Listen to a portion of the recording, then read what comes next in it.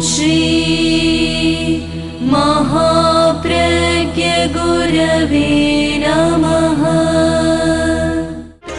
जिसके सांसों में रहता है शाश्वत शांति का स्पंदन, उस महाप्रज्ञ को वंदन, उस महाप्रज्ञ को वंदन। सत्य अहिंसा अनेकांत को अर्पित जिसका तन मन, उस महाप्रज्ञ को वंदन, उस महाप्रज्ञ को वंदन। जिसके सांसों में रहता है शाश्वत शांति का स्पंदन, उस महाप्रज्ञ को वंदन, उस महाप्रज्ञ को वंदन।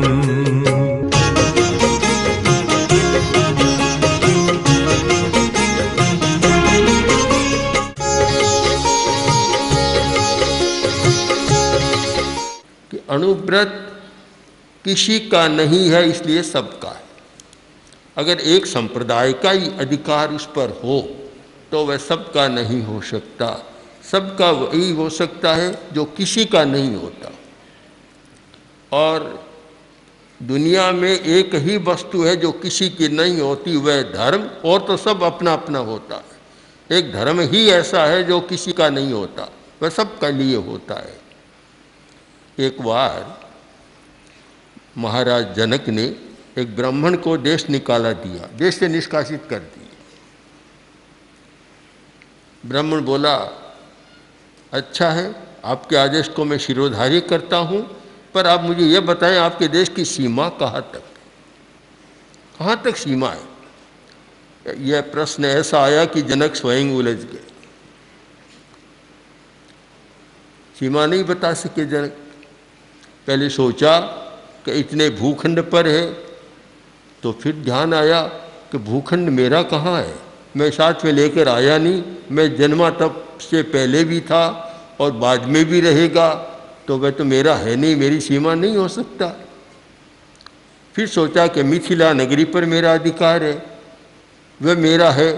तो फिर सोचा मिथिला भी तो पहले भी थी, बाद में भी रहेगी, मेरी कहाँ है। मेरी तो वह जो मेरे साथ आए और साथ जाए, वह मेरी हो सकती है। वह न तो साथ आई न साथ जाएगी, मैं भी नहीं है। आखिर विकल्प करते करते इतने विकल्प किए, कोई अपना लगा नहीं, सीमा कहाँ बताए। आखिर आए शरीर पर, तो शरीर भी तो मेरा नहीं है, यह भी तो रह जाएगा, छूट जाएगा, मेरा नहीं है। अब मैं कहाँ बताऊं। तब बोले, ब्राह्मण देव आपकी जहाँ इच्छा हो वहाँ रहो, बस मेरा कुछ भी नहीं है। तो उस ब्राह्मण ने कहा कि ये सब आपके नहीं है कि नहीं है। तब उसने चोला बदला, ब्राह्मण नहीं था, मैं तो धर्म हूँ, ब्राह्मण का वेश बनाकर आया हूँ और आपकी परीक्षा ही लेना चाहता थी, आप धर्म में कहाँ तक पहुँचे। मैं मानता हूँ कि जहाँ मेरापन आए वहाँ अच्छाई की सीमा नहीं होती, बुराई शुरू हो जाती है। अच्छाई तो है कि जब मेरापन न हो, मेरा मकान मेरा हो सकता है, घर मेरा, परिवार मेरा, दुकान मेरी, ऑफिस मेरा, जहाँ मेरा है वहीं समस्याएं हैं। जहाँ मेरापन नहीं वहाँ कोई समस्या ही नहीं है। आचार्य तुलसी दिल्ली में पधारे, लोकसभा के कक्ष में पधारे, और वहाँ जो स्पीकर लोकसभा के उस समय जो प्रारंभ की बात है, एकदम जो स्पीकर थे अनंत शयनम आयंगर, तो बातचीत हुई और आचार्य तुलसी ने कहा कि हमारे जो हम जिस परंपरा में काम करें उसका नाम है तेरा पंथ। खड़े हो गए, बात कर रहे थे, अचानक खड़े हुए और खड़े होकर वे दक्षिण के आदमी थे, दक्षिणी भाषा में बोले कि ये तेरा पंथ दाई गॉड माई पाथ, ये मेरा पंथ है। जो तेरा है वह तो मेरा हो सकता है, मेरा है वह तेरा नहीं हो सकता, तेरा है वह मेरा हो सकता है। इतनी खुशी से प्रकट किया जब गुरुदेव ने कहा, हे प्रभु ये तेरा पंथ। आचार्य ने समझाया कि ये पंथ तो सच्चाई का, धर्म का, आत्मा का, परमात्मा का होता, हम तो सारे पथिक हैं, और जब पंथ मानकर बैठ जाते हैं वहीं उलझने पैदा हो जाती है। पंथ हमारा नहीं, हमारा अधिकार नहीं। तो जनक ने भी जब कहा कि मेरा कोई अधिकार नहीं, तब धर्म ने कहा अब सच्चाई सामने आई है। मैं मानता हूँ कि अणुव्रत के पीछे वही बात रही। भगवान महावीर का एक वचन है कि ममत्व कौन छोड़ सकता है, ममत्व का त्याग, मेरेपन का त्याग कौन कर सकता है? हर व्यक्ति नहीं कर सकता। जिसके मन में ममत्व की बुद्धि जाग जाती है और उस बुद्धि को जो त्यागता, जहाती, छोड़ता है, जो ममत्व की बुद्धि का मेरा है, इस प्रकार की चेतना जागृत होती है, उस चेतना का त्याग ही वास्तव में ममत्व का त्याग। वही व्यक्ति मेरापन को छोड़ सकता है, कोई दूसरा नहीं छोड़ सकता। तो अणुव्रत ये किसी सीमा में बंधा हुआ नहीं है। अगर जनक अपने राज्य की सीमा नहीं बता सके तो आचार्य तुलसी भी अणुव्रत की कोई सीमा नहीं बता सकते ये किसके साथ जुड़ा हुआ है, कभी नहीं बता सकते। और इसमें इस प्रकार एक उदारता का हुआ है। एक मुस्लिम भाई ने कहा कि मैं अणुव्रती बनना चाहता हूँ क्योंकि इसके आचार संहिता बहुत, यह धर्म का अच्छा रूप है, मैं बनना चाहता हूँ, पर मैं तो मस्जिद में जाता हूँ, नमाज पढ़ता हूँ। आचार्यवर ने पूछा कितनी बार पढ़ते हो? कि 5 बार। तो आचार्यवर ने कहा 50 बार पढ़ो तो हमें कोई आपत्ति नहीं, तुम जाना, तुम्हारा काम जाने, हमें क्या आपत्ति है। बस इस नैतिकता को स्वीकार करो।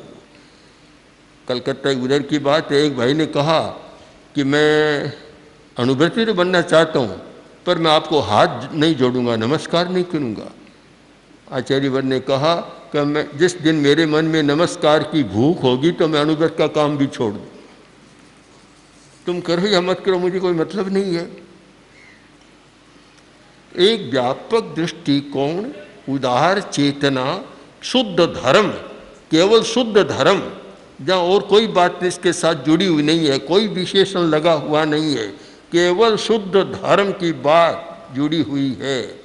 जो विशुद्ध धर्म है उसकी आज परम आवश्यकता है। आवश्यकता इसलिए है कि उसके द्वारा भय का वातावरण कम हो सकता है। एक बार भगवान महावीर ने साधुओं को इकट्ठा किया, इकट्ठा कर पूछा कि बोलो किम भया पाणा, प्राणी डरता क्यों है? एक बड़ा महत्वपूर्ण प्रश्न है, आपको भी ये प्रश्न पूछना चाहिए, अपने आप से पूछना चाहिए कि प्राणी डरता क्यों है? एक आदमी दूसरे आदमी से क्यों डरता है? अगर हम यह कहें कि एक आदमी शेर से डरता है तो कुछ समझ में आने वाली है कि शेर जंगली जानवर है, क्रूर है और अनसमझ है, समझ कम है, उससे डरना पड़ता है, व्यवस्था से पड़ता है। पर एक आदमी दूसरे आदमी से क्यों डरे? समान आकार, समान प्रकार और सब कुछ चिंतन है, मस्तिष्क है, फिर आदमी क्यों डरता है? तो ये प्रश्न पूछा कि किम भया पाणा, प्राणी डरते क्यों है? महावीर ने उत्तर दिया कि दुख भया पाणा। सब प्राणी दुख से डरते हैं। हर व्यक्ति चाहता है कि दुख न हो, सुख मिले दुख न हो। सुव साया दुह परिकूला, इतना सुंदर वचन है कि सुव साया सुख की आकांक्षा है, दुह परिकूला दुख के प्रतिकूल है। बस इतने में सारा आ गया। हर प्राणी सुख का आकांक्षी है, दुख का विरोधी, दुख को अनाकांक्षी है। तो फिर प्रश्न हुआ दुख के केण कड़ी, दुख किया किसने? दुख कहाँ से आ रहा है? आप बताइए। बहुत लोग हैं, बड़े बड़े शहरों से आए, बेंगलोर से आए, मद्रास से आए, कलकत्ता से आए हैं। उनसे पूछना चाहता हूँ कि दुख पैदा कहाँ होता है? क्या कोई कारखाना है? क्या कोई दुकान है? क्या कोई बड़ा उद्योग है दुख का कि जहाँ दुख पैदा होता है? आजकल हजारों चीज़ें पैदा होती है, हर वस्तु पैदा होती है।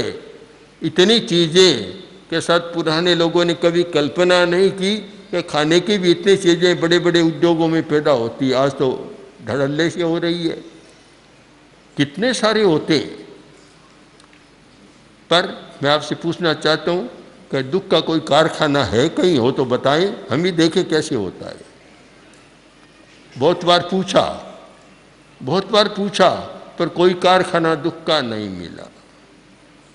तब फिर है कि दुख के केन कड़े, कि दुख का कारखाना है पमायेनम, अपने ही प्रमाद से व्यक्ति दुख पैदा करता है।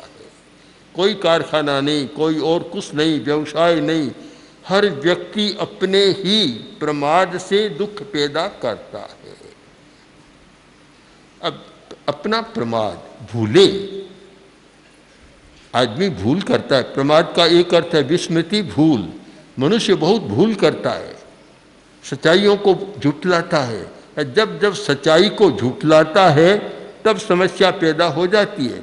आदमी इतना भ्रांत रहता है कि हमेशा सच्चाई को झुठलाने की बात करता है। एक पिता ने पुत्र से कहा कि बेटे जाओ बाहर और आकाश में कितने तारे हैं गिनकर बताओ। बाहर गया, वापस आया, बोला पिताजी अभी तो अंधेरा है, कल दिन में मैं आपको गिनकर बताता हूँ। अब सच्चाई को कैसे झुठलाता है आदमी कि तारों को दिन में गिनकर बताऊंगा, क्यों सूर्य के प्रकाश में दिखाई देंगे, अभी तो अंधेरे में दिखाई नहीं देते। आदमी सच्चाई को बहुत झुठलाता है, भ्रांति पैदा करता है, भ्रांति। और जो तर्कशास्त्र या दर्शन शास्त्र में है संशय विपर्य अनध्यक्षाय, ये विपर्य बहुत पैदा करता है। कुछ है, कुछ मान लेता है। और इसी विपर्य पर सभी दर्शनों में बहुत लंबी चर्चा हुई है कि भ्रांति कैसे पैदा होती है और किस प्रकार भ्रांति के कारण मनुष्य यथार्थ को अपलाप कर और अयथार्थ को स्वीकार कर लेता है। अब मैं इसको अनुव्रत के संदर्भ में, अहिंसा प्रशिक्षण के संदर्भ में देखता हूँ तो मुझे लगता है कि दुख का बड़ा कारण मनुष्य की भूलें हैं। अगर मनुष्य में व्यवस्थागत इतनी विषमता नहीं होती तो शायद दुख को दुख कम होता और भय भी कम होता। आदमी से नहीं डरता कि गरीब आदमी की शांति कहाँ है कि रोटी कैसे मिले, इसमें उलझी हुई। और धनिक आदमी की शांति कहाँ है कि धन सुरक्षित कैसे रहे। जब समाज में ये स्थिति होती है कि एक आदमी की स्थिति तो यह है कि रोटी कैसे मिले और एक आदमी की स्थिति यह है कि धन कैसे सुरक्षित रहे और फिर भय न हो, ऐसा कभी हो नहीं सकता, न भूतम न भविष्यति। जब यह स्थिति समाज में रहती है, ये विषमता रहती है, तो भय तो आदमी पैदा अपनी भूल के कारण ही कर रहा है। अगर भय के वातावरण को मिटाना है, अभय के वातावरण का सृजन करना है, तो उसे सबसे पहले समाज की व्यवस्था पर विचार करना जरूरी होता है। धार्मिक लोग भी और बहुत सारे काम करते हैं पर मूल समस्या पर बहुत कम ध्यान देते हैं। इस समस्या पर कि हिंसा कहाँ से आ रही है, क्यों पैदा हो रही है, भय कहाँ से पैदा हो रहा है। एक बार शिविर हुआ और उस शिविर में एक भाई आया जिसके पास शायद रिवॉल्वर था क्या पिस्तौल था, तो हिंसा में रस लेते थे। डरता हिंसा करने वाला स्वयं भी डरता, दूसरों को डराते थे। किंतु जैसे ही ये समाज की व्यवस्था सारे तत्वों को समझा तो उन्होंने कहा कि मैं इतने दिन इसमें रावी शस्त्र को बेचकर जो भी आय होगी मैं अहिंसा प्रशिक्षण में लगाऊंगा। इनका भय कैसे मिटा? तो हम जब तक सच्चाई को समझे, और हमारा तो यह अनुव्रत के अहिंसा प्रशिक्षण के संदर्भ में विचार एकदम पुष्ट होता जा रहा है कि जब तक यह समाज की व्यवस्था ऐसी रहेगी कि एक आदमी को तो खाने को इतना मिलता है कि खाने की टेबल पर 50-100 आइटम हो जाते हैं और एक व्यक्ति को खाने के लिए पूरी रोटी नहीं मिलती, इस प्रकार का वातावरण चले और फिर हम कल्पना करें कि हिंसा न बढ़े, आतंक न बढ़े, भय न बढ़े, कभी संभव नहीं है। अगर हमें भय मुक्त होना है, हिंसा को कम करना है, तो जो हिंसा के स्रोत हैं हिंसा के कारण है, उन कारणों पर विचार करना जरूरी है कि हिंसा के कारण क्या है। जब तक कारणों का निवारण नहीं करेंगे, ये धर्म के उपदेश चलते रहे, धर्म करते रहे, हजारों लोग मंदिरों, मस्जिदों, धर्मस्थानों, साधु संतों के पास आते रहे, प्रवचन सुनते रहे, पर मानेंगे एक बात भी नहीं, जैसे चलता है वैसा चलेगा, स्थितियां और बिगड़ती चली जाएगी,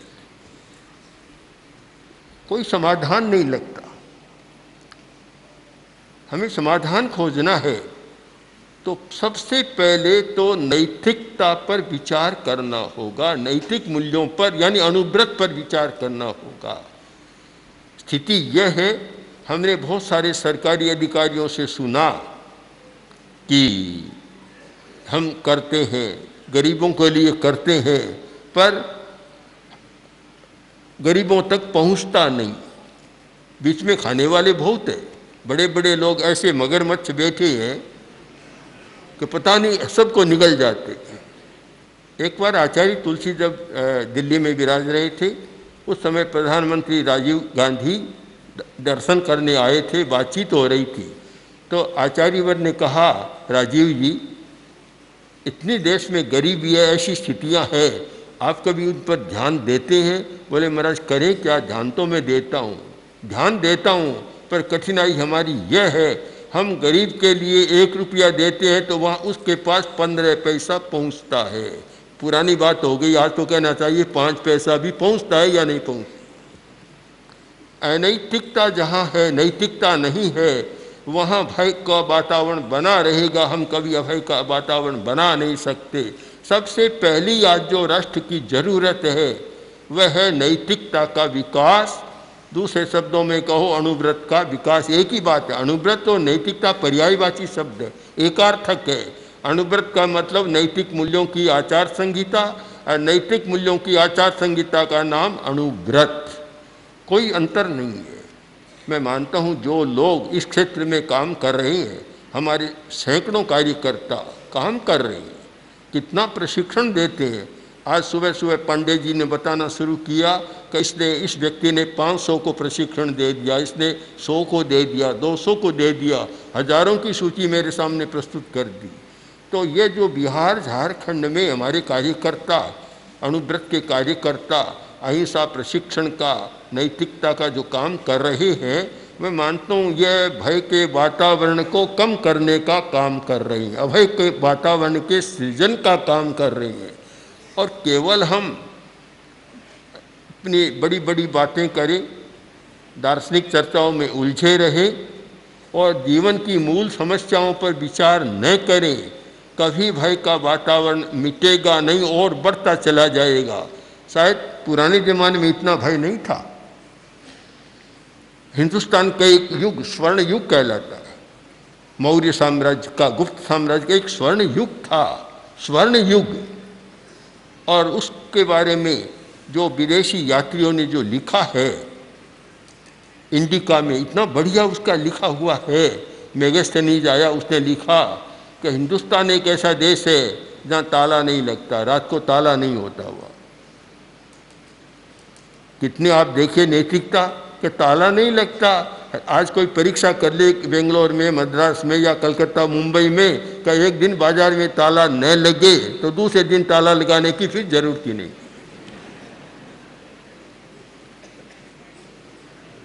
इस स्थिति में हम विचार करें कि जब तक मूल समस्या पर हमारा ध्यान केंद्रित नहीं होगा, केवल ऊपर की बातों से हम समस्या को सुलझाना चाहें, वह कभी संभव नहीं होगा। लगता है धर्म के क्षेत्र में भी बहुत प्रलोभन, बहानेबाजियां बहुत चलती है, बड़े बड़े प्रलोभन चलते हैं और सच्चाई को स्वीकार नहीं करते। जहाँ अनैतिकता होती है सच्चाई स्वीकार नहीं करता। एक ग्वाला दूध बेचता था, अब एक दिन दूध पड़ा रह गया, लंबा समय हो गया, खट्टा हो गया, तो दूध बेचने गया, दूध खरीदा। अब दूसरे दिन फिर ग्वाला गया तो लोगों ने शिकायत की कि कल तो तुमने खट्टा दूध बेचा है, अच्छा नहीं किया, खट्टा बेचा। बोला नहीं, खट्टा आप समझते नहीं, बहुत अच्छा था। कैसे? कि परसों मेरी भैंस 5 नींबू खा गई इसलिए खट्टा हो गया, और कोई बीमारी नहीं, खराबी नहीं। बहाने होते हैं, फिर अनैतिकता में सारी बहानेबाजियाँ चलती है और ऐसे असदाचार चलते हैं। इसलिए मैं तो मानता हूँ हर धार्मिक जो आज के युग का है, वर्तमान में चिंतन करने वाला है, विचारशील प्राणी है, जो मानवीय समस्याओं को, समाज की समस्याओं को सुलझाने का संकल्प है और जिसमें सेवा का व्रत है, उस हर व्यक्ति को सोचना चाहिए और सबसे पहले सोचना चाहिए कि वर्तमान में कौन सा धर्म जो कि मानवीय समस्याओं को सुलझा सकता है। या मैं जैन धर्म, बौद्ध धर्म, वैदिक धर्म या इस्लाम धर्म की बात नहीं कर रहा हूँ। कौन सा धर्म? वह धर्म जिसके साथ न कोई प्रत्यय है, न कोई विशेषण है, न कोई कुछ नहीं है, केवल नैतिकता का धर्म। आचार्य महाप्रज्ञ 20वीं 21वीं सदी के अतुलनीय दार्शनिक, अद्वितीय विचारक, विलक्षण साहित्यकार, अद्भुत प्रवचनकार तथा जन उद्धारक थे। उनके सृजनशील चिंतन कल्याणी वाणी ने प्रत्येक व्यक्ति के हृदय में एक स्थान बनाया। सरल भाषा में जीवन की सच्चाइयों को छूने वाले उनके विचार श्रोता व पाठक के हृदय में उतरकर आत्मनिरीक्षण, स्वदोष दर्शन व आत्म परिष्कार की भावना जागृत करते हैं। उनका समग्र साहित्य अब आ रहा है महाप्रज्ञ वाङ्मय के रूप में। 121 पुस्तकों की यह नवीन समायोजना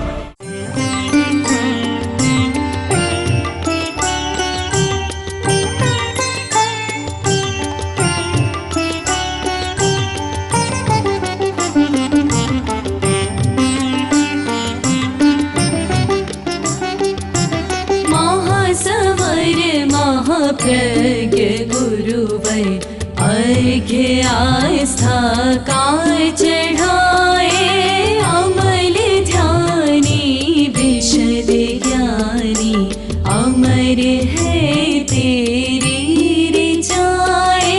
महासमर महाप्रज्ञ गुरुवै अर्घ्य आस्था काय चढ़ाए।